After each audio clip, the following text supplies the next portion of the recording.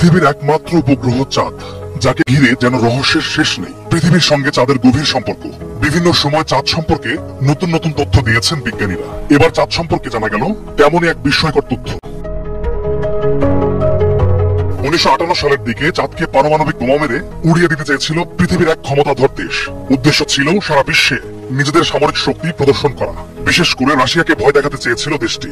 বিশ্বখ্যাত মহাকাশ গবেষণা সংস্থা নাসার অত্যন্ত গোপনীয় এই পরিকল্পনার নাম ছিল a study of lunar research flights অথবা প্রজেক্ট A119। কিন্তু পৃথিবীর কোন দেশটি এত বড় পদক্ষেপ নিয়েছিল?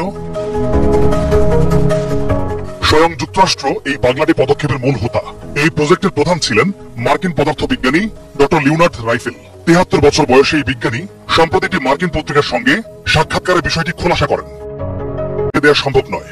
যুক্তরাষ্ট্রের উদ্দেশ্য ছিল সেখানে বিশাল বিস্ফোরণ ঘটিয়ে বিশ্বের কাছে ক্ষমতা প্রদর্শন করা, বিশেষ করে তৎকালীন রাশিয়াকে ঘাবড়ে দেওয়া।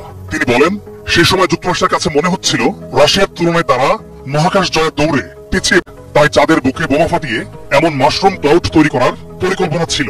পৃথিবী থেকেই দেখা যাবে। বিশ্ববাসী যখন পৃথিবীতে দাঁড়িয়ে এই বিস্ফোরণ দেখতে পাবে, তখন সবার মনে যুক্তরাষ্ট্রের সামরিক ক্ষমতার উপর ভয় ও সম্মান উপলব্ধি হবে। এমনটাই ভেবেছিল যুক্তরাষ্ট্র।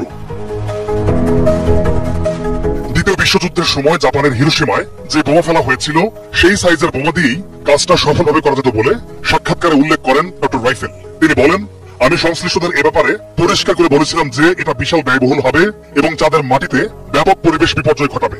সরাসরি চাঁদে গিয়ে গবেষণা করা কঠিন হয়ে যাবে। কিন্তু তারা সে সময় আমার কথা মানতে চায়নি। তবে কিভাবে চাঁদে পারমাণবিক বোমা পাঠিয়ে সেটা বিস্ফোরণ ঘটানো সম্ভব, সেই কৌশলটি ফাঁস করতে রাজি হননি তিনি। তবে ডক্টর রাইফেল এটা বলেন যে তারা চাঁদের যে বিন্দুতে আঘাত করার টার্গেট করেছিলেন, সেখান থেকে বড়জোর 2-1 মাইল এদিক সেদিক হতো। চাঁদ নিয়ে যুক্তরাষ্ট্রের এখনো কোনো গোপন পরিকল্পনা রয়েছে কিনা, সে বিষয়ে আপাতত কোনো তথ্য নেই। পলাশ খান, ATN নিউজ।